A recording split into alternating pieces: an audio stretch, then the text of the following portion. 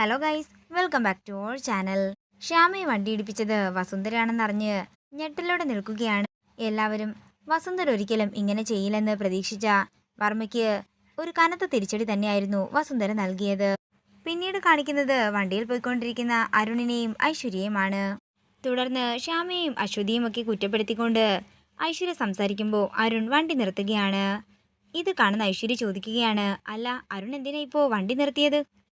ഇത് കേൾക്കുന്ന അരുൺ ഐശ്വര്യയെ രൂക്ഷമായി നോക്കുമ്പോൾ ഐശ്വര്യ ചോദിക്കുകയാണ്, അരുൺ എന്തിനാ എന്നെ ഇങ്ങനെ തുറച്ചു നോക്കുന്നത്? എന്താ ഒരു മരുമോൾക്ക് സ്വന്തം അമ്മായിയമ്മയെ അനുസരിക്കാൻ പാടില്ലേ എന്ന് ഐശ്വര്യ ചോദിക്കുന്നു. ഇത് കേൾക്കുന്ന അരുൺ ദേഷ്യത്തോടെ പറയുകയാണ്, എനിക്കിപ്പോഴുണ്ടല്ലോ നിന്നെ കഴുത്ത് ഞെരിച്ച് കൊല്ലാനാ തോന്നുന്നത്.